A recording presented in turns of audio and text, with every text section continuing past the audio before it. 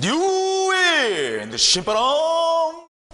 예, 신바람 박선생입니다. 자, 여러분들 오늘 배울 단어는요, 신바람 박선생의 이게 과학이징, 바로 물질과 규칙성.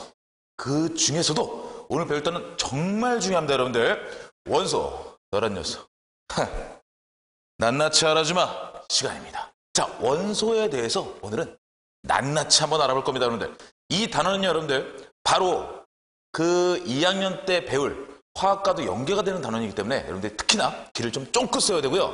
선생님 맨 처음에 얘기했듯이 여러분들 지금 요 통합과학 내용에만 국한되지 않고요, 여러분들에게 필요하다고 생각되면 좀 더 심층적인 내용까지 다룰 겁니다. 그래서 여러분들이 배울 때요, 만약에 우리는 이거 안 배우는데 그러면요, 스킵 하셔도 됩니다. 하지만 분명히 아셔야 되는 건 들으시면 도움이 됩니다. 알겠죠? 자, 그래서 여러분들 첫 번째로 우리가요, 원소라는 것에 대해서 배울 겁니다. 자, 원소. 이상합니다. 우리는 원소가 아니라 이제까지 무엇의 형성에 대해서 배웠죠? 그쵸? 원자의 형성에 대해서 배웠거든요. 근데 갑자기 원소랍니다. 자, 원소와 원자 비슷하죠? 예, 근데 뭔가 구분 짓기가 애매해요. 자, 그럼 여러분들 선생님이 예시를 하나 드릴게요. 그 예시 하나 보시면 바로 이해가 되실 겁니다. 원소라는 것은 물질을 이루는 가장 기본적인 성분이라는 뜻입니다. 그리고 우리가 이제까지 빅뱅부터 시작해서 장대하게 쫙 갔던 거, 그것은 바로 원자의 형성인데요. 이 원자라는 것은 물질을 이루는 가장 기본적인 입자입니다. 같은 말 아니에요? 아니야. 다시 해볼게. 원소라는 것은 물질을 이루는 가장 기본적인 성분, 원자는 물질을 이루는 가장 기본적인 입자. 예, 차이가 느껴지나요? 바로 두 글자의 차이입니다. 자, 여러분들 H2O라는 게 있습니다. 우리 H2O 뭔지 알죠? 예, 물입니다. 이거는 술이네요. 예, 미안해요. 자, 물이라는 게 있습니다. 물은 H2O입니다. 얘를 원소로 구분하신다면, 원소는요, 성분을 보는 것이기 때문에 H와 O라는 두 개의 성분으로 구성이 되어 있다, 이렇게 얘기할 수 있습니다. 하지만 원자로 보신다면요, 내용이 조금 바뀝니다. 원자는요, 입자입니다. 얘 지금 입자 몇 개입니까? 3개죠. 그쵸? H가 2개 있고 O가 1개 있다, 이렇게 보셔야 돼요. 그래서 원소는 2종류이고 원자는 3개가 있다, 이렇게 표현하시는 게 맞습니다. 어쨌든 우리는요, 원소라는 물질을 이루는 가장 기본적인 성분에 대해서 살펴보고자 합니다. 첫 번째, 더 이상 다른 물질로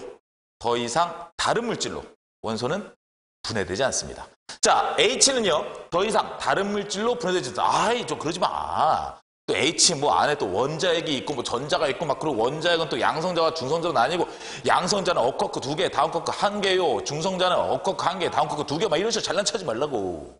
지금 얘기하는 건 뭡니까? 다른 물질로라 그랬어요. 그렇죠? 입자로 분해된다는 게 아니고 다른 물질로 분해되지 않는다는 겁니다. 즉, 수소라는 물질은 산소라는 물질로 바뀌지 않는다는 거예요. 무슨 말인지 알겠죠?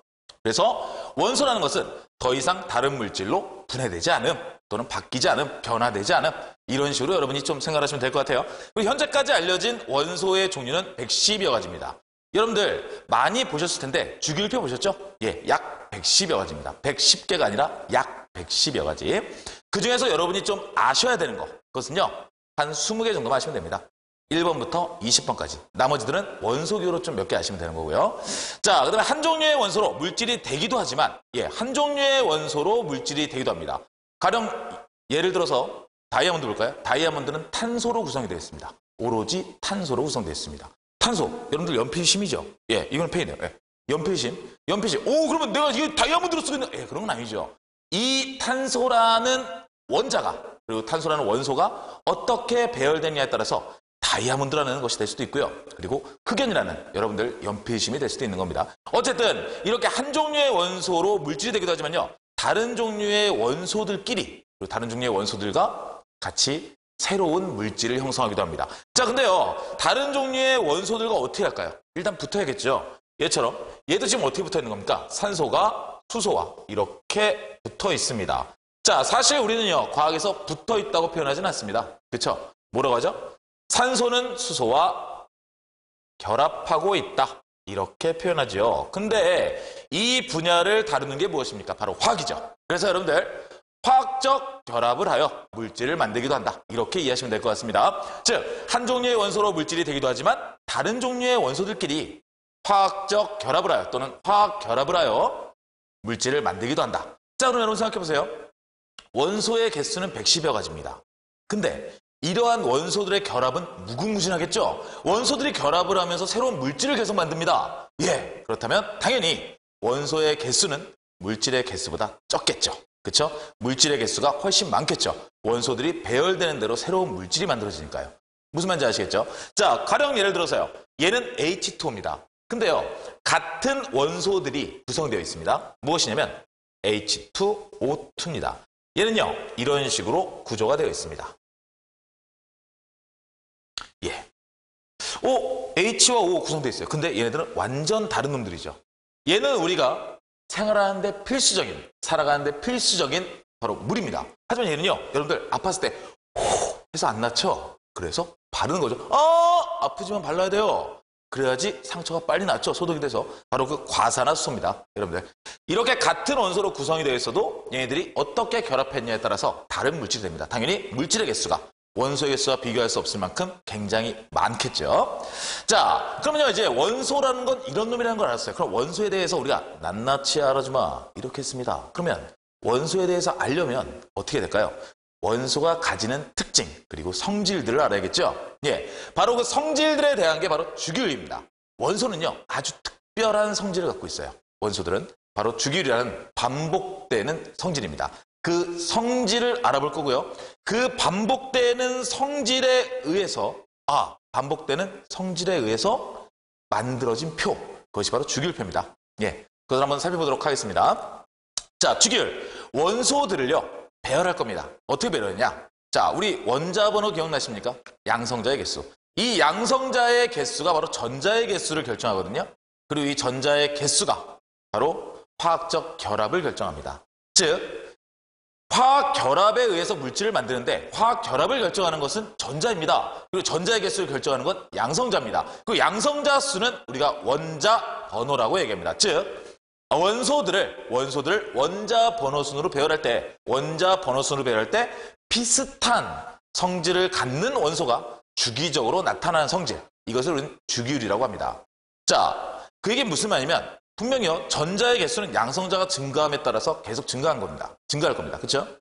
양성자가 1개, 2개, 3개, 4개, 5개 늘어남에 따라서 원자 번호도 1, 2, 3, 4, 5, 그리고 전자들도 1개, 2개, 3개, 4개, 5개. 근데 얘네들은요, 일정한 규칙이 있어요. 얘들은 전자 껍질이라는 특별한 공간이 있거든요. 그 공간을 채우게 됩니다. 좀 이따 얘기할 겁니다. 서두르지 마세요. 자, 전자 껍질이라는 공간을 채우고요. 하나의 전자 껍질의 공간을 다 채우면 바로 다음 전자 껍질로 넘어가게 됩니다. 그래서요, 반응을 할 때 어떤 놈이 반응을 하느냐? 안에 전자 껍질에 있는 놈 말고 바깥에 전자 껍질에 있는 놈들이 반응을 합니다. 그 바깥에 있는 전자 껍질에 있는 전자의 개수는 반복된다는 얘기입니다. 지금 무슨 얘기인지 하나도 모르겠죠? 괜찮아. 설명해 줄 거야. 좀만 기다려. 그냥 이렇구나 저렇구나 제가 저렇게 떠들고 있구나. 그렇게 지금은 넘어가셔도 됩니다. 그리고 조금 더 지나서 설명을 들으면 아까 그게 그 얘기였어? 이야, 신바람박 선생 최고예요. 이렇게 되시는 겁니다. 아시겠죠? 자, 원소들을 원자 번호 순으로 배열할 때 비슷한 성질을 갖는 원소가 주기적으로 나타나는 성질. 그리고 이 비슷한 성질은 대표적인 게 화학적 성질입니다. 화학적 성질. 어떤 놈과 결합을 잘한다. 어떤 놈과 결합을 잘 안 한다. 그런 거. 자, 그 다음에 주기율표입니다. 지금 얘기했죠. 이러한 주기율이라는 성질을 표로 정리해 놓은 겁니다. 반복이 된다면 어떻게 하겠습니까? 굳이 이렇게 하고 또 반복되고 또 적고 또 적고 또 적고 또 적고 그럴 필요 없겠죠. 자, 쭉 적고 반복되는 부분 뚝 잘라서 밑에다가 쭉 적고 또 반복되는 부분 뚝 잘라서 밑에다 뚝 적고 절도 있게 이렇게 하시는 게 낫겠죠. 그게 바로 주기율표입니다. 여러분이 무심코 지나가면서 아이 재수없어 그랬던 주기율표, 바로 원소들의 성질을 차곡차곡 표시해 놓은 위대한 표인 겁니다. 아시겠죠? 자, 원자들을 원자 번호 순으로 배열하여 성질이 비슷한 원소가 아까 선생님이 이야기했던 거 기억나십니까? 원자들을 쭉 넣고 이러는 게 아니라 쭉 놨다가 성질이 비슷한 놈이 뜨면 이렇게 뚝 잘라서 딱 놓는다 그랬죠? 어디다 놨습니까? 밑에다 놨죠? 세로줄에 따놓는 겁니다. 즉 성질이 비슷한 원소가 같은 족, 가족이라고 할 때 족입니다. 그 족에 오도록 배열한 표입니다. 그리고 이 족이 바로 세로줄입니다. 세로줄. 예, 좀 이따 또 설명할 거니까요. 여러분들 그런 게 있구나. 그리고 이렇게 배열이 됐구나. 이렇게 여러분들 좀 이해를 하시면 좀 좋을 것 같습니다. 자, 이게 바로 그 주기율표입니다. 여러분들 이제까지 얘기했던 주기율표인데요. 아까 얘기한 대로 이쪽이 바로 족이 되겠죠. 그리고 이러한 이게 바로 주기라고 부르는 겁니다. 예, 좀 이따 또 설명할게요. 자, 이 족이라는 건 뭐라 그랬죠? 성질이 비슷한 애들이라고 했어요. 예, 볼까요? 플로린, 염소, 브롬, 아이오딘 이렇게 돼 있습니다. 그렇죠? 이렇게 돼 있는 애들은 성질이 비슷하다는 겁니다. 그리고요, 여기도 대표적으로 리튬, 나트륨, 칼륨 이렇게 있어요. 성질이 비슷하다는 겁니다. 예, 이 밑에 못 읽어서 안 읽은 거 아닙니다. 예, 루비디움입니다. 근데 여러분들 우리가 아실 건 여기까지만 알아도 큰 문제가 없습니다. 그래서 여러분들 자, 이렇게 주기율표라는 것은 원소들의 주기율이라는 성질을 표로 정리한 거구나. 그리고 주기율이라는 것은 계속 증가할수록 반복되는 성질을 그것을 바로 주기율이라고 하는구나. 이렇게 여러분이 아시면 될 것 같아요. 자, 보셨을 때요. 이 표에 대해 설명하자면 먼저 주기와 족으로 나뉩니다. 족은 뭐예요? 방금 얘기했죠. 성질이 비슷한 애들을 어떤 줄? 세로줄에 배열한 것이라고 했어요. 자, 그럼 주기는 뭐겠어요? 그쵸? 가로줄이겠죠? 예, 이러한 거 이렇게 쭉 배열한 게 바로 주기입니다. 지금 얘는요. 이렇게 쭉 배열된 주기 앞에 4라고 있습니다. 이 4가 의미하는 건 사주기라는 거예요. 사주기. 그래서요. 가로줄이고요. 1에서 7주기까지 1에서 7주기까지 되어 있고요. 같은 주기가 갖는 특징은 뭐냐면요. 전자의 껍질수가 같습니다. 전자의 껍질수. 껍질수가 뭐냐고요? 예, 바로 이겁니다. 여러분들 중학교 때요. 원자 같은 거 보시면요. 가운데 핵이 있고요. 그 다음에 양파 껍질처럼 이렇게 표현이 되어 있죠. 그렇죠? 이렇게 표현이 되어 있습니다. 자, 바로 이게 바로 껍질들입니다. 그럼 7주기는 바로 이러한 원이 몇 개 있다? 7개 있다는 거예요. 그렇죠? 그러면 7주기가 될수록 점점 껍질수가 증가할수록 원자의 크기는 어떨까요? 원자의 크기는 커지겠죠? 그리고 껍질수가 감소할수록 원자의 크기는 작아지겠네요. 그렇죠? 너무나 당연하죠? 이 당연한 얘기들이 바로 여러분들 심층적인 이야기로 바뀝니다. 아시겠죠? 자, 어쨌든 여러분들 주기라는 것은 전자의 껍질수가 같다는 거고요. 근데 족이라는 건 방금 얘기했다시피 세로줄입니다. 그리고 1에서 18쪽까지 되어 있고요. 같은 족 원소는 무엇이 비슷할까요? 화학적 성질이 비슷합니다. 무엇이 같아서? 아까 화학적 성질을 결정짓는 건 전자의 개수라고 그랬죠? 아직 적지 마세요. 중요한 얘기 나올 겁니다. 이렇게 급해. 적지 마세요. 네, 같은 족 원소는 원자가 전자 수가 같아서 이게 키워드입니다. 원자가 전자 수가 같아서 화학적 성질이 비슷하다. 원자가 전자 수가 같아서 화학적 성질이 비슷하다. 요거를 여러분이 기억을 하고 계셔야 됩니다. 알겠죠? 자, 족이라는 거는 화학적 성질이 비슷한 애들이고 이 화학적 성질이 비슷하다는 것은 원자가 전자 수가 같은 애들이다. 즉 여러분들 간단하게 얘기해서요. 1족이 있습니다. 1족부터 18족까지 있다 그랬으니까 1족은요. 원자가 전자 수가 몇 개일 것 같아요? 1족. 한 개입니다. 한 개예요. 전부 다 한 개인 애들로 모아져 있는 겁니다. 그 다음에 2족은요. 2개입니다. 간단하죠. 그럼 18족은 18개? 뭔 개소리야. 아닙니다. 18족은요. 원자가 전자수가 0개입니다. 이거 무슨 말이야. 이해가 안 돼. 이해되실 겁니다. 기다리세요. 자, 얘네들은요. 가운데 여러분들 보시면 알겠지만 여기 3족부터 12족까지는요. 우리가 다루지 않을 애들입니다. 우리가 얘기한 그 족에서 원자가 전자수를 따질 건요. 여기를 따지시면 돼요. 1개, 2개, 3개, 4개, 5개, 6개, 7개, 8개 이렇게 따시면 됩니다. 그리고 요 마지막 애들은 원자가 전자수가 0개입니다. 그 이유는 이따가 설명드릴게요. 그럼 볼까요? 1개, 2개, 3개, 4개, 5개, 6개, 7개 이겁니다. 그럼 15족 원소는 원자가 전자수 몇 개예요? 5개입니다. 15족 원소는.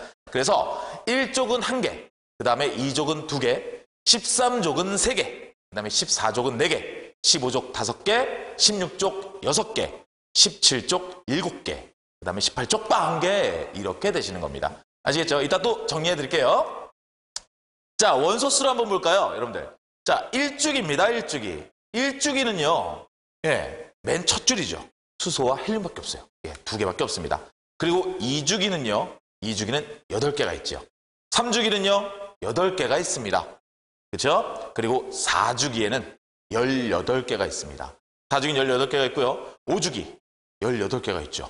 5주기 18개가 있고요. 그 다음에 6주기가 조금 이상하거든요. 6주기는 보시면요. 지금 이상한 애들이 껴 있어요. 예, 이상한 애들이 같이 껴 있습니다. 그래서 38개가 됩니다. 38개.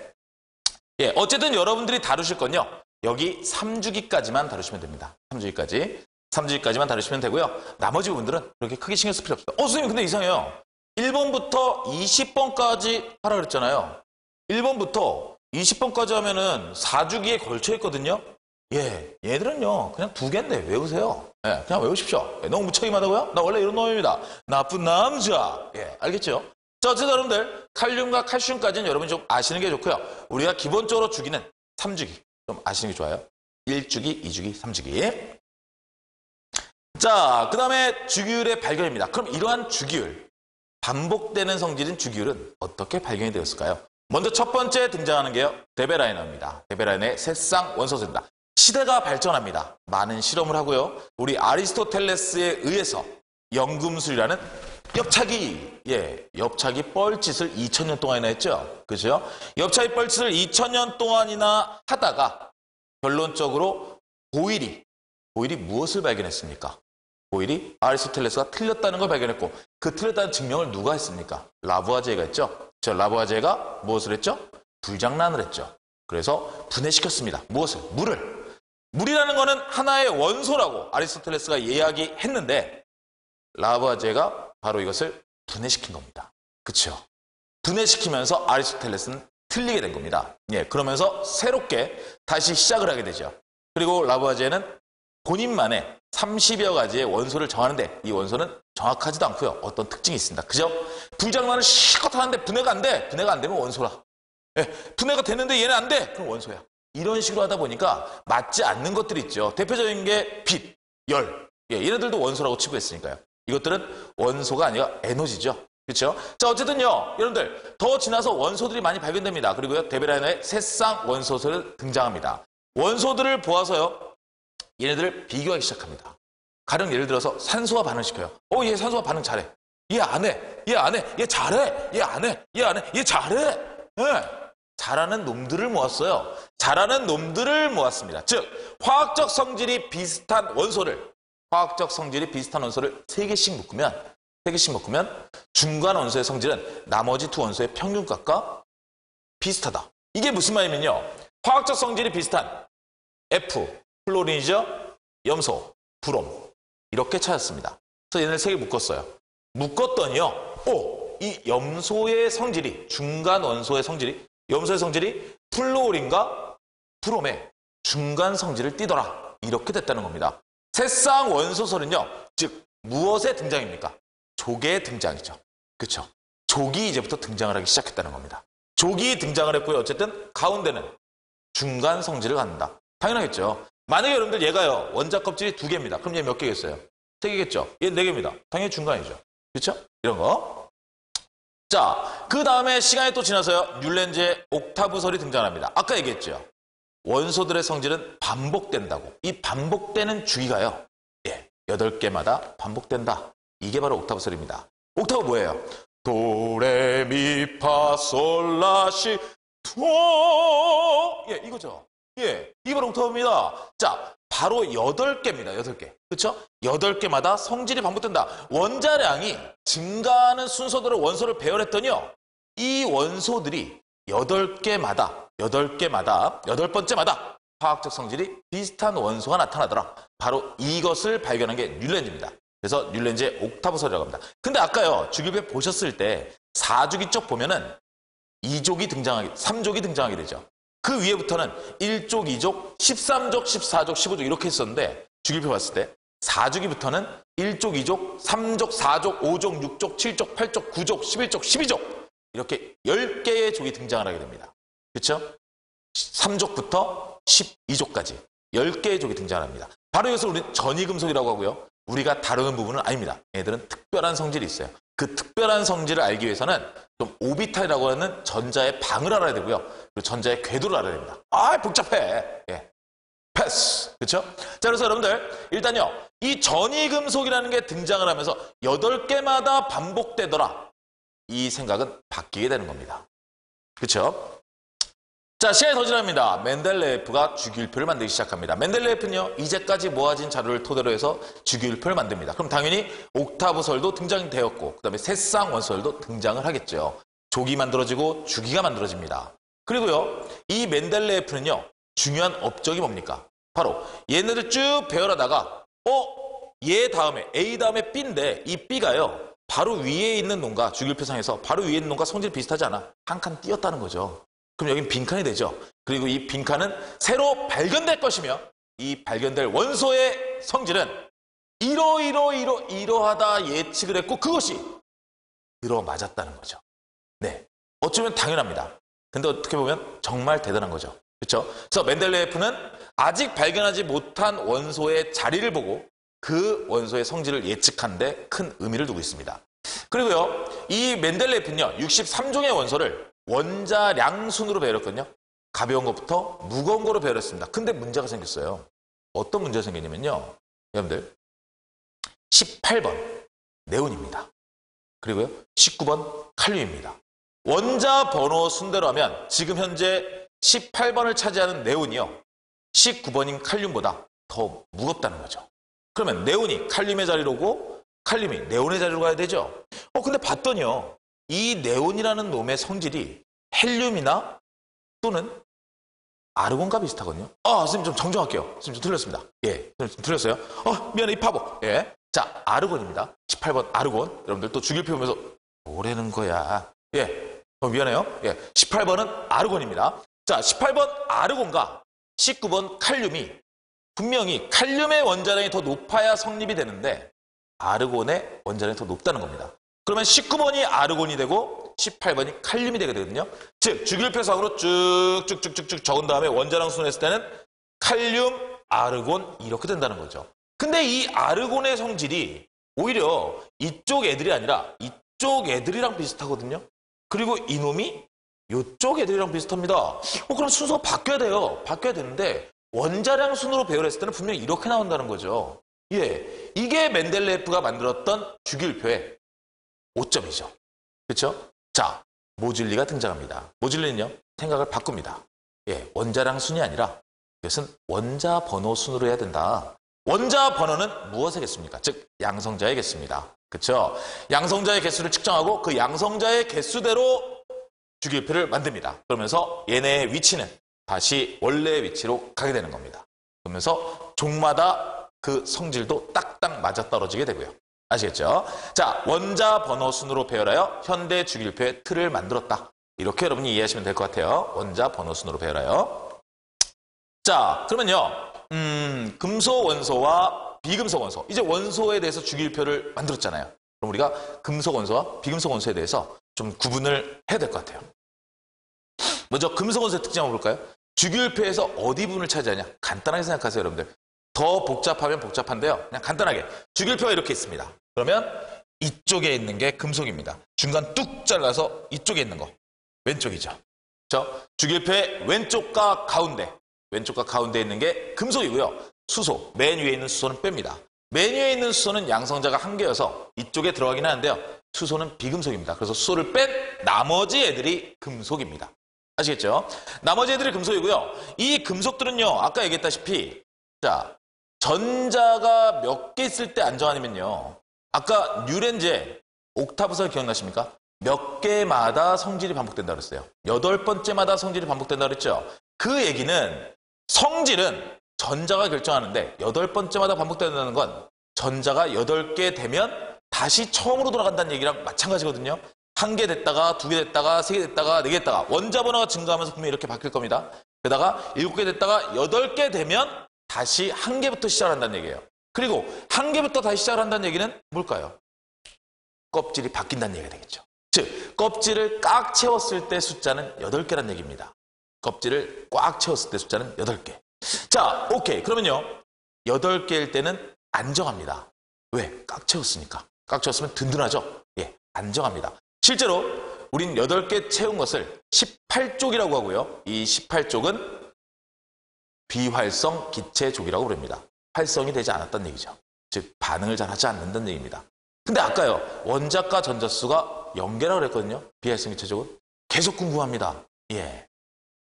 나중에 알려줄게요. 자, 어쨌든 여러분들. 자, 원자과 전자수가 8개 있으면 안정합니다. 꽉 채워서. 그렇죠? 맞죠? 자, 그러면요. 1족은요. 원자과 전자수가 몇 개 있습니까? 1개 있어요. 그럼 얘네가 안정화되기 위해서는 7개를 더 받는 게 나을까요? 아니면 1개를 빼버리는 게 나을까요? 1개 빼버리는 게 낫겠죠? 전자를 하나 뺍니다. 전자를 하나 빼면 얘네들은 음이온이 됩니까? 양이온이 됩니까? 양이온이 되겠죠. 그래서요. 전자를 잃고 양이온으로 바뀌는 겁니다. 전자를 잃고 양이온으로 바뀝니다. 전자를 잃고 양이온으로 바뀐다. 그럼 무엇이 잘 된다? 예, 적으십시오. 산화가 잘 된다. 이렇게 표현합니다. 산화. 산화라는 게 뭘까요? 산화. 영어로 옥시데이션을 우리가 산화라고 그러거든요. 자, 옥시데이션. 산소화 된다 이거예요. 산소화 된다. 그럼 뭐예요? 산소랑 붙어야겠네요. 산소는 근데요. 굉장한 욕심쟁이거든요. 어떤 욕심쟁이냐면 전자를 자꾸 자기 쪽으로 끌어당겨요. 그러면 산소와 만난 애들은 전자를 어떻게 할까요? 자꾸 산소 쪽으로 뺏기겠죠. 전자를 자꾸 뺏겨요. 전자 자꾸 뺏기면 나가 어떻게 됩니까? 점점 플러스 쪽으로 가겠죠. 예, 그겁니다, 여러분들. 산소와 만나면 점점 전자를 뺏기게 되고요. 나는 플러스 쪽으로 성향이 바뀌게 됩니다. 예, 즉 플러스 쪽으로 가는 것을 우리는 산화가 잘 된다. 이렇게 이야기를 하는 것입니다. 예, 더 자세한 사항은 산화와 환원. 그때 다시 한번 설명을 할게요. 자, 어쨌든 산화가 잘 된다고 보시면 되고요. 금속은 대체로요. 상온에서 우리 지금 25도씨에서 고체 상태로 존재합니다. 그 대신에 수은은 액체죠. 자, 그다음에 여러분들 그 금속은요. 전성과 연성이 있지요. 왜? 금속들은 자유전자라고 하는 전자들이 막 돌아다니면서 얘네들의 부족한 부분을 채워주죠. 그렇죠? 그래서 얘네들 밀립니다. 밀렸을 때 계속 눌러서 얇게 만들라고 밀려요. 밀려도 전자들이 계속 왔다 갔다 하면서 괜찮아 이렇게 만져주는 거예요.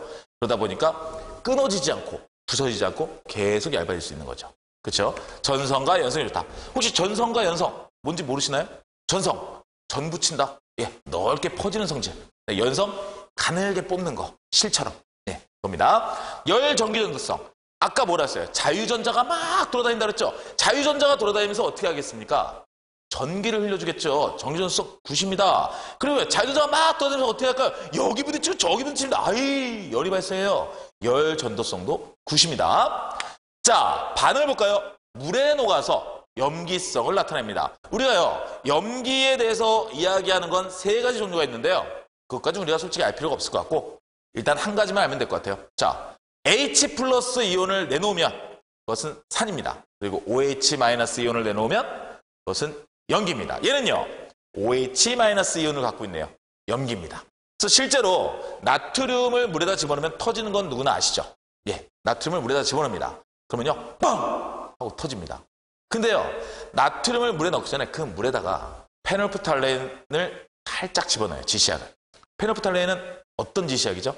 염기성을 확인하는 지시약입니다. 염기성이 되면 무색의 페놀프탈레인이 붉은색으로 바뀌게 되죠. 그렇죠?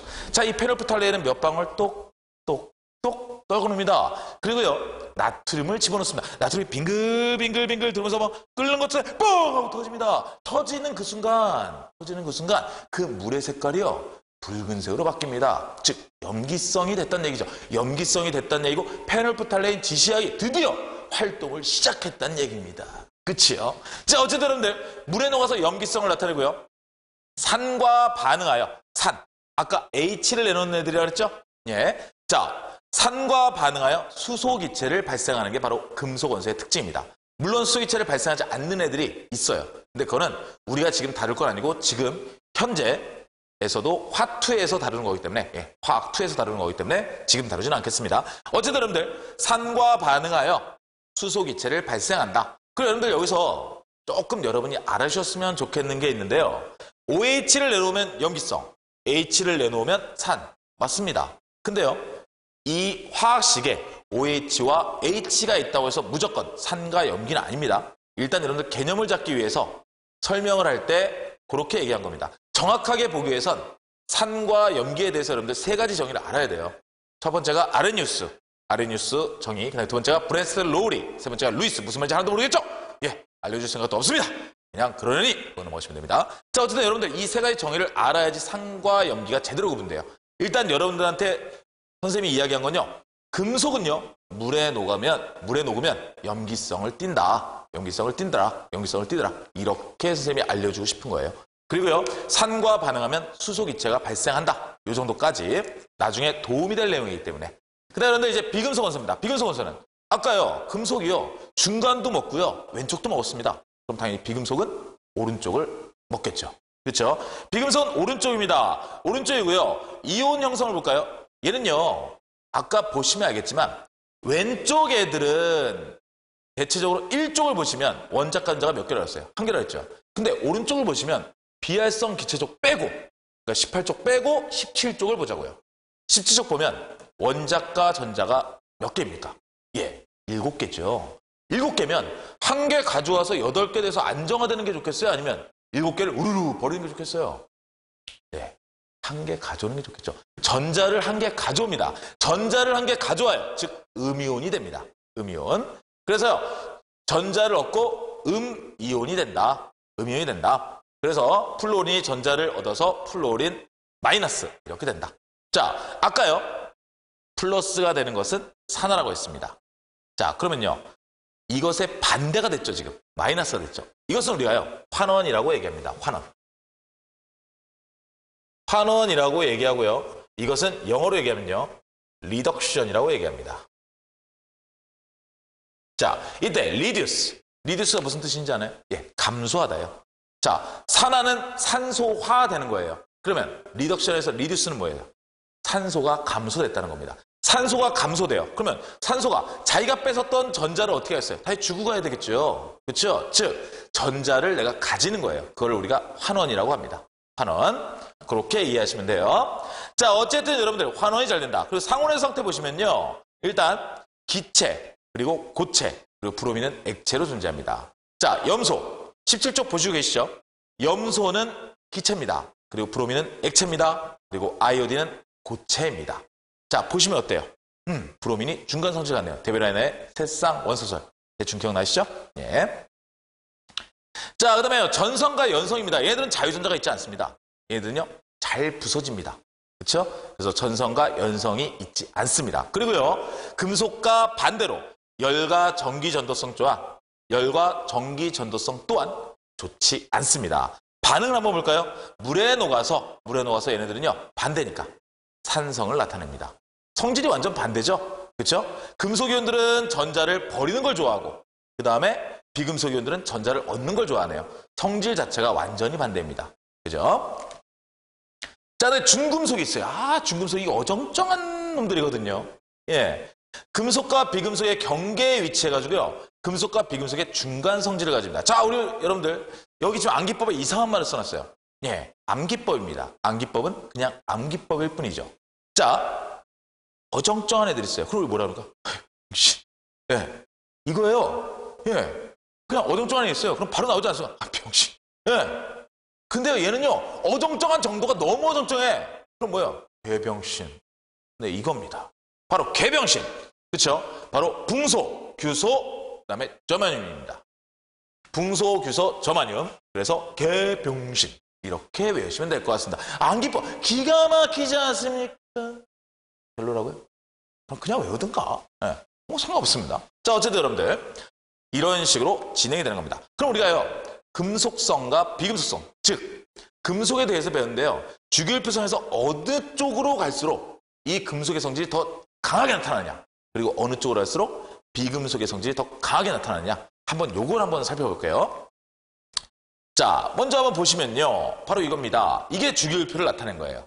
자, 이쪽으로 이동합니다. 얘는 18쪽입니다. 18쪽 일단 제외해야 돼요. 왜? 안정하니까. 얘는 제외입니다. 열애. 자, 이쪽으로 갈수록 지금 어떻게 돼요? 원자과 전자수가 증가를 하게 되죠.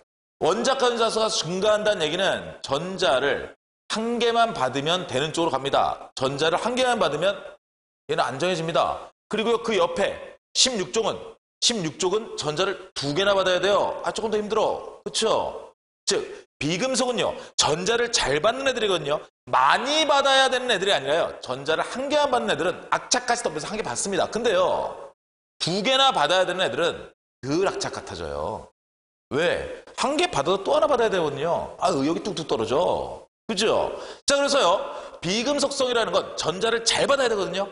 즉, 한 개만 받아도 안정해지는 애들, 악착같이 덤비는 애들, 예, 지독한 놈들. 예. 그래서 이쪽으로 갈수록 비금속성이 증가합니다. 그리고요, 위로 올라갈수록이라고 되어 있거든요.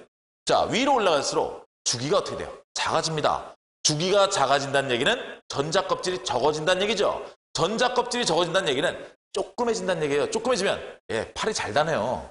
그렇죠? 멀어요. 내 크기가 큽니다. 팔이 안 닿아. 전자 못 당겨. 예, 핵으로부터 너무 멀어요. 근데 작으면 핵으로부터 가깝죠. 그렇죠? 그러다 보니까 전자를 잘 당긴다는 겁니다.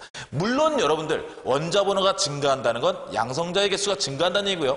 양성자의 개수가 증가한다는 얘기는 전자를 끌어당기는 인력도 증가합니다. 하지만 전자를 끌어당기는 인력이 증가하는 효과보다 원자의 크기가 커지는 효과가 더 크기 때문에 결론적으로 전자를 오히려 잘 당기지 못합니다. 그래서 이쪽으로 갈수록 이렇게 위로 갈수록 오른쪽으로 갈수록 위로 갈수록 비금속성이 증가하게 됩니다. 그 다음에 여러분들 자 나를 한번 보세요. 자 얘는요 당연히 금속성 증가가 되겠죠. 금속은 뭐예요? 전자를 잘 뺏기는 애들입니다. 그러면 하나 뺏기면 안정해진 애들 잘 뺏기겠죠. 그러니까 당연히 왼쪽으로 갈수록입니다. 옆으로 갈수록 어떻게 돼요? 전자를 얘는 2개 뺏겨야 되고 얘는 3개 뺏겨야 되고 좀 힘들잖아요. 그러니까 1쪽인 애들 걔네들이 금속성이 가장 좋고요. 그 다음에 지금 내려갈수록이에요. 자 내려가면 주기가 어떻게 됩니까? 주기가 증가하죠. 여기는 전자 껍질이 증가합니다. 아까 얘기했죠. 전자 껍질이 증가하면 양성자, 전자를 당기는 힘이 강해짐에도 불구하고 너무 커져서 인력이 약해진다 그랬죠. 거리가 멀어지는 겁니다. 인력이 약해져요. 전자를 잘 못 당깁니다. 오히려 전자를 잘 뺏기죠. 내가 가지고 있는 전자가 벗어나기 쉬워진다는 얘기예요. 내가 잘 못 당기니까. 그렇죠? 내가 가지고 있는 전자가 벗어납니다. 벗어나니까 얘는 금속성이 증가다. 이렇게 우리가 해석을 할 수 있게 되는 겁니다. 자, 그 다음에 A와 B가 있네요. 예, A와 B는 뭐겠어요? 얘는 금속, 그리고 얘는 비금속. 이렇게 나타낸 겁니다. 다음 슬라이드 볼까요? 금속성이 크다. 금속성이 크다. 마지막으로 정리 한번 합시다. 전자를 잘 뺏긴다. 그래서 양이온이 된다. 그리고요, 양이온이 되기 쉽다. 그리고 산화와 환원, 플러스로 가는 거, 예, 산화가 잘 된다. 그리고 산화가 잘 된다는 건 환원력이 세다. 이렇게 표현하거든요. 그게 무슨 말이냐면 산화와 환원 반응은 항상 동시에 일어납니다. 그럼 내가 산화가 되면 반대 놈은 환원이 돼야 되는 거예요. 그럼 뭡니까? 내가 산화가 됨으로써 저놈을 환원시킨 거죠. 그래서 환원력이 세다. 그리고 환원성이 강하다. 그리고 강한 환원제이다. 이렇게 표현합니다. 산화하는 애들은 환원력이 세고 환원성이 강하고 그리고 강한 환원제입니다. 알겠죠? 내가 산화를 하면. 그리고 이온화 에너지. 이온화 에너지 무슨 말이야? 이온화 에너지. 이온이 될 때 필요한 에너지입니다. 더 정확히 얘기하면 전자를 뺏길 때 필요한 에너지예요. 자, 주기율표상에서요. 비금속과 금속이 있습니다. 둘 중에 누가 전자를 잘 뺏긴다 그랬죠? 금속이죠? 예. 금속은요. 전자를 뺐을 때 에너지를 조금만 줘도 뺏을 수 있습니다. 그렇기 때문에 이온화 에너지가 작다. 이렇게 표현하시면 됩니다. 개념 정도만 하시면 됩니다. 그리고 전기음성도. 이것도 처음 듣네요. 전기음성도라는 건 전자를 끌어당기는 거예요. 아까 산화 얘기할 때 산소는 욕심쟁이라 그랬죠. 산소가 어떻게 그랬어요? 전자를 자꾸 자기 쪽으로 끌어당긴다 그랬어요. 예, 이거는 전기음성도가 강하다고 얘기합니다. 근데요. 금속은 전자를 잃어버리고 싶어하는 애라 그랬죠. 당연히 어떻겠어요? 전자를 잘 끌어당기지 않겠죠. 전기음성도가 약합니다. 그리고요. 전자친화도도 비슷한 개념으로 보시면 됩니다. 전자친화도도 약합니다. 전자를 별로 안 좋아합니다. 금속은. 자, 그리고요. 비금속성이 크다는 얘기는 전자를 잘 얻는다. 이렇게 이해할 수 있고요. 전자를 잘 얻는다는 얘기는 음이온이 되기 쉽다. 이렇게 판단할 수 있겠네요. 그리고 산화의 반대죠. 환원이 잘 된다. 환원이 잘 돼요. 내가 환원이 됩니다. 그럼 얘는 어떻게 돼요? 산화가 되겠죠. 산화가 되니까 내가 얘를 산화시킨 거죠. 산화력이 세고요. 그 다음에 어떻게 되는 거죠? 산화성이 강하고 그리고 나는 산화제인 거죠. 그렇죠? 자, 여러분들 소화제를 먹습니다. 소화제를 먹으면 누가 소화가 잘 되는 거예요? 내가 소화가 잘 되는 거죠. 소화제를 먹으면 내가 소화가 잘 되는 겁니다. 소화제가 소화가 잘 되는 게 아니라는 거죠. 이렇게 이해하시면 돼요. 아시겠죠? 그래서 비금속성이 크다는 것은 내가 환원이 되기 때문에 산화력이 세고 산화성이 강하고 그 다음에 산화제이다. 이렇게 이해하시면 되는 겁니다. 그리고 반대로 이온 에너지 어떨까요? 나는요 전자를 무지하게 좋아합니다. 근데 전자를 뺏기겠어요? 안 뺏기겠죠? 그럼 뺏으려면 어떻게 돼요? 엄청난 에너지를 줘야 되겠네요. 즉 이온화 에너지가 큽니다. 이온화 에너지가 큽니다. 이온화 에너지는 전자를 뺏을 때 필요한 에너지니까요. 그리고 전기음성도 나 전자 좋아한다고요. 예, 전기음성도 강하겠죠. 그리고 전자를 좋아하니까 전자 친화도도 크겠죠. 그렇죠? 이렇게 정리하시면 될 것 같아요. 자, 오늘 여러분한테 알려드릴 부분의 끝이 향해 오고 있습니다. 조금만 참으십시오. 원소의 분류입니다. 바로 필기하세요. 자, 간은 뭐예요? 수소죠. 그리고요, 여기는요, 여러분들 한번 적어보세요. 반으로 뚝 자르신 다음에요. 첫 번째 칸에는요, 첫 번째 칸에는 알칼리 금속이라고 적으세요. 알칼리 금속. 알칼리 금속. 왜? 금속은 물에 녹으면 염기성을 띈다 그랬죠? 예. 알칼리성을 띈다. 알칼리 금속입니다. 그리고요, 그 옆에, 반으로 뚝 잘랐죠? 그 옆에는요, 알칼리 토금속이라고 하십시오. 알칼리 토금속. 알칼리 토금속이라는 얘기 무슨 말이냐면요. 같은 알칼리를 만드는데 얘네들은요, 땅 속에서 발견되는 금속이라는 얘기예요. 땅 속에서 발견되는 금속이다. 이렇게 이해하시면 되고요. 그다음에 단은요, 우리가 다루지 않는 뭐라 그랬죠? 전이금속. 전이금속. 그죠? 전이금속. 그리고 라는요, 어정쩡한 개병신들. 개병신들. 예, 바로 준금속입니다. 준금속. 그리고 마는 지금 보니까 조금 잘못 나왔죠? 요를 쭉 그셔야 됩니다. 마는 여기를 쭉 그세요. 요 선을. 그럼 여기는 뭐가 되겠어요? 18쪽이 되죠? 자, 18쪽은요, 비활성 기체족입니다. 기체족. 사실 이것까지 여러분이 알 필요는 없습니다. 그리고 이온화 에너지도 알 필요도 없고 전기음성도 전자친화도 산화환원 지금 현재 알 필요 없습니다. 근데 분명히 얘기했죠. 알아두실 필요 있다고요. 고1하고 학교 그만둘 거 아니죠? 네. 그러면 알아두셔야 됩니다. 자, 비활성 기체족이라고 하고요. 그 다음에 그 옆에 이쪽 부분, 여기는 비활성 기체족, 그다음에 여기는 비금속, 이렇게 적으시면 될 것 같아요. 비금속. 비금속이라고 적으시고요. 더 정확히 적고 싶다. 그러면 여기다가 줄을 하나 쭉 끄시고요. 여기 맞추지 말고 여기 쭉 그신 다음에 여기다가 할로젠 족이라고 하시면 됩니다. 할로젠 족. 예, 이 그림 바로 다음에 할로젠 원소라고 나오죠. 할로젠 족. 이렇게 쓰시면 돼요. 네. 자, 어쨌든 넘어가겠습니다. 만약에 필기 잘 못하셨으면 돌려보세요. 알겠죠? 네. 자, 알칼리 금속과 할로젠 원소입니다. 알칼리 금속 몇 쪽이라고 그랬죠? 1쪽. 할로젠 원소 몇 쪽? 17쪽. 알칼리 금속의 원자과 전자는 몇 개? 1개. 그 다음에 할로젠은 7개. 아직까지 원자과 전자에 대한 개념이 정확하진 않을 겁니다. 원자과 전자는 가장 바깥쪽에 있는 전자들이에요. 근데 왜 얘네들이 1개이고 7개인지. 그 부분은요, 조금 더 뒤에 다룰 거예요. 일단은 지금은 조금 미안하지만 암기를 하세요. 알겠죠?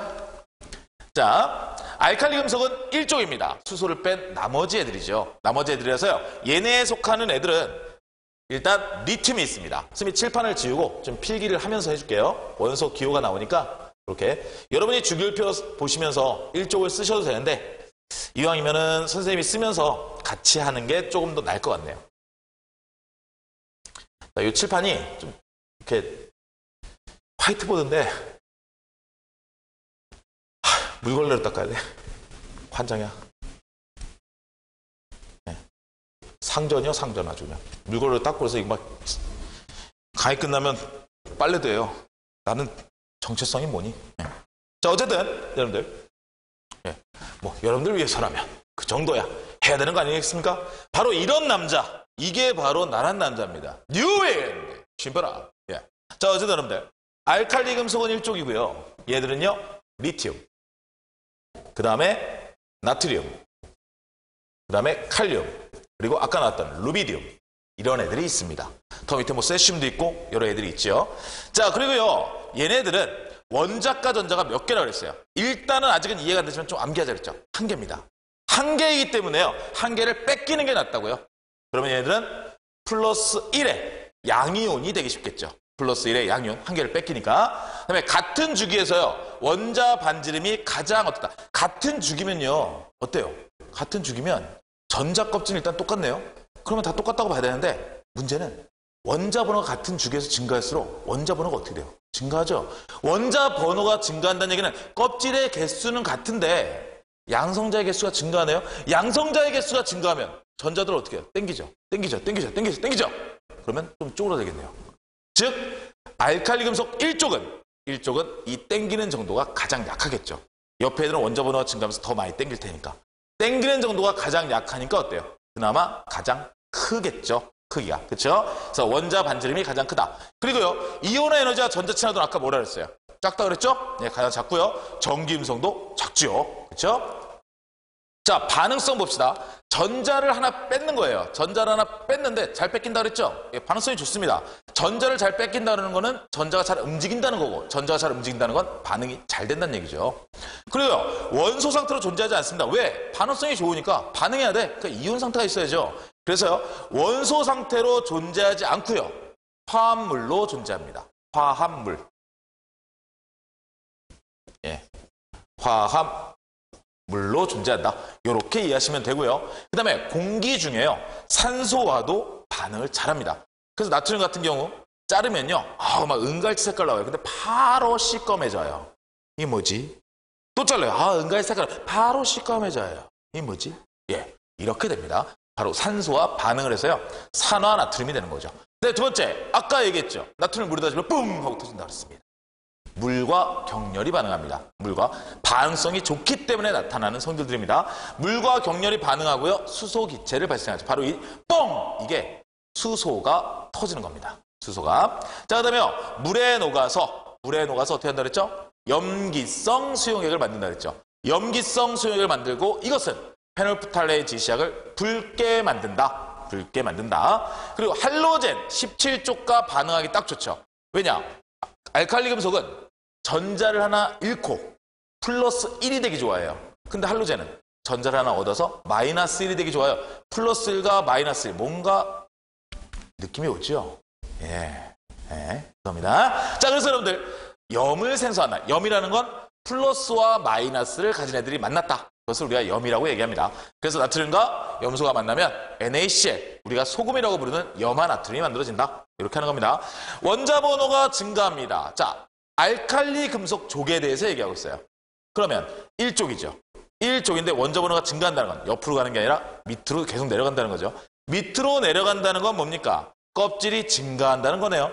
껍질이 증가한다는 것은 커지고 있다는 얘기네요. 그렇죠? 원자 반지름이 커지고, 원자 반지름이 커지면 내가 양성자가 증가해서 전자를 땡기는 힘이 세지지만 원체 거리가 멀어지는 효과가 커서 땡기기 힘들어진다 그랬죠. 그럼 전자가 잘 도망가겠네요. 전자가 잘 도망가면 반응성이 큰 거죠. 그렇죠? 이렇게 이해를 하시면 될 것 같습니다. 자, 그 다음에요, 고유한 불꽃색을 가져요. 여러분들 불꽃 반응 해봤죠? 리튬은 무슨 색입니까? 빨간색을 갖죠. 빨간색. 그 다음에 나트륨은 노란색을 갖습니다. 칼륨 조금 헷갈리죠. 보라색. 칼을 보라. 예, 보라색. 예. 넘어갑시다. 예. 그 다음에 세슘입니다. 세슘은 푸른색을 갖습니다. 반응성이 커서요, 물과 산소의 접촉을 막기 위해 물에다가 담으면 당연히 안 되고요, 석유나 액체 파라핀 속에 보관을 하고요. 그리고 빛이랑도 반응을 너무 잘하거든요. 그래서 갈색 병에 보관을 합니다. 보관할 때. 그리고 물은 금속으로 칼로 쉽게 자른다. 아까 선생님 얘기했죠. 얘 자른다고. 자르면 은백색, 은갈색이 나왔다가 다시 검은게. 이게 뭐지? 자, 또 자르면 은갈치색 나왔다가 검은색. 이게 뭐지? 이렇게 된다 그랬어요. 자르면 금속을 자른다 그랬어요. 예, 잘 잘립니다. 잘 잘려요. 밀도가 작고 녹는 점이 낮다. 이렇게 MP는 멜팅 포인트에서 녹는 점을 얘기하는 겁니다. 반대는 BP, 끓는 점. BP는 끓는 점, 보일링 포인트. 자, 어쨌든 그건 참고고요. 자, 그 다음에 할로젠 원소입니다. 할로젠 원소는 몇 쪽? 17쪽. 그리고요, 대표적인 원소가 플로린, 그리고 염소, 그 다음에 브롬, 아이오딘, 이렇게 되어 있죠. 물론 밑에도 있고요. 원자가 전자는 몇 개라고 했습니까? 7개라고 했습니다. 원자가 전자가 7개라는 거는 전자를 1개만 더 받으면 최고죠. 그렇죠? 그래서 전자를 1개 받습니다. 즉 마이너스 1에 음이온이 되기 쉽죠. 음이온이. 그리고 같은 주기에서는 아까 얘기했죠. 같은 전자 껍질을 가진 상태에서는 원자 번호가 증가할수록 전자를 당기는 힘이 어떻다 그랬어요? 강해진다 그랬어요. 전자를 잘 당기면 수축되는 거죠. 예, 크기가 작아집니다. 원자 반지름이 가장 작다. 그리고요, 이온 에너지. 전자를 얻으려고 하는 놈이라서 전자를 빼기가 엄청 힘듭니다. 그리고요, 전자가 주변에 있으면 자꾸 끌어당겨요. 예, 그래서 이온 에너지와 전자 친화도가 가장 크다. 이겁니다. 이온 에너지와 전자 친화도가 가장 크다. 자, 전자 친화도는 전자를 당긴다기보다는 전자를 집어넣어줄 때 방출하는 에너지입니다. 전자를 집어넣어줄 때 방출하는 에너지. 알칼리 금속 같은 애들은 어때요? 전자를 집어넣으면 싫어하겠죠. 더 불안정해지니까. 그렇죠? 근데 얘들은 전자를 집어넣어주면 땡큐! 이렇게 되겠죠. 그래서 방출하는 에너지를 우리가 전자 친화도라 그래요. 즉, 이온 에너지와 전자 친화도는 가장 크다. 이렇게 생각하시면 되고요. 전자 친화도가 크다 그랬는데 아까 비금속성 누가 가장 크다 그랬죠? 오른쪽으로 갈수록 그리고 위로 올라갈수록 그럼 누구예요? 플로린이죠. 근데요, 전자 친화도의 짱은요, 염소입니다. 왜 그럴까요? 예, 전자를 받을 때 방출하는 에너지라고 그랬죠? 플로린은요, 너무 작아요. 크기가 너무 작습니다. 전자를 자꾸 당기는 힘은 강한데 전자를 막상 받으면 감당을 못해요. 그래서 오히려 에너지를 안정화되면서 방출하는 에너지는 크지 않습니다. 누구보다? 염소보다. 그래서 전자 친화도의 짱은 바로 염소입니다. 그리고 그 다음이 플로린이 되겠죠. 알겠죠? 전자 친화도의 짱은 염소이다. 하지만 전기음성도 땡기는 힘만은 플로린이 가장 세다. 이겁니다. 그러니까 플로린은 땡기는 힘은 세요. 센데 막상 받으면 감당이 안 되는 놈들이에요. 네. 자, 그리고 전기음성도 짱은 마찬가지로 플로린 이렇게 된다는 겁니다. 할로젠 연소는 전기음성도가 가장 세다. 이렇게 여러분이 이해를 하시면 될 것 같아요. 그리고 상온에서는요, 이원자 분자 상태로 존재합니다. 자, 전자를 하나 얻는 걸 좋아한다 그랬죠. 근데 전자가 주변에 없어요. 그럼 어떻게 할까요? 서로의 전자를 공유합니다. 그래서 공유 결합을 이뤄요. 이 공유 결합은 선생님이 나중에 또 설명할 거예요. 알겠죠? 자, 그래서 상온에서 이원자 분자 상태로 존재한다. 자, 이 이원자 분자 상태가 뭐냐면요. 자, 플로린이 있어요. 플로린은 이렇게 혼자 있지 못합니다. 얘는요, F2 이렇게 존재합니다. 그리고 염소는요, 혼자 있지 못하고요, Cl2. 브롬은 마찬가지로 브롬2 이렇게 존재합니다. 즉, 두 개의 원자가 겹쳐서 존재한다는 얘기죠. 그래서 이원자 분자 상태로 존재한다. 그리고 독특한 색이 있다. 그럼 독특한 색을 한번 알아봐야겠죠? 자, 독특한 색은요, F2 플로린입니다. 담황색입니다. 담황색. F2 담황색. 자, 다방색. 담담한 황색이죠. 그 다음에 Cl2. 얘 먼저 독가스 같죠? 염소. 그쵸? 황록색입니다. 황록색. 그리고 브롬. 젓갈색입니다. 그리고 아이오딘. 보라색입니다. 보라색. 자, 이렇게 되어 있고요. 얘네들도 마찬가지로 전자를 하나 받는 거 굉장히 적극적으로 막 덤빈다 그랬죠. 반응성이 좋습니다. 반응성이 좋고요. 얘네들은 반응성이 좋고 무엇의 형태로?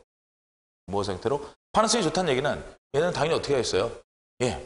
하나를 받아들이겠죠. 그래서 음이온의 형태로 존재합니다. 음이온의 형태로 결합을 한다면. 그리고 알칼리 금속과 반응하기 좋겠죠. 알칼리 금속은 플러스 1가니까. 그리고요, 수소와 반응해서요, 저렇게 HX라는 할로젠 원소가 수소랑 만난 결합을 형성하거든요. 우리는 이걸 수소화물이라고 그래요. 수소와 반응하여 수소화물을 만든다. 이렇게 이해하시면 되고요. 반응성은요, 아까 얘기했죠? 비금속성이 좋은 애들 반응이 제일 잘하는 겁니다. 그리고 금속도 마찬가지입니다. 금속성이 좋은 애들 반응을 제일 잘하는 겁니다. 얘는요, F2가 반응성이 가장 좋겠죠. 그리고 Cl2, Br2, I2 이런 순으로 반응성이 적어지겠죠. 그죠? 자, 오늘은 여기까지 할 겁니다. 아까 얘기했죠. 끝날 때 다 됐다고. 끝날 때 다 됐다고 해서 바로 끝날 줄 알았는데 속았지. 자, 어쨌든 여러분들 고생했습니다. 우리가요, 다음 시간에는요, 이제 드디어 원자과 전자가 뭔지 조금 더 정확하게 개념을 잡을 거예요. 그리고 아까부터 계속 낚았던, 여러분들은 궁금해하지 않지만 여러분이 궁금할 거라고 계속 믿고 있는 18쪽의 원자과 전자는 왜 0개인가? 8개여야지 맞지 않는가? 그거에 대한 질문에 대한 답이 나오는 강의를 준비할 겁니다. 자, 어쨌든 여러분들 지금 이 시간은 여기까지고요. 고생 많이 했습니다. 반드시 복습하세요. 자, 고생했습니다. 다음 시간에 뵙겠습니다. 뉴인!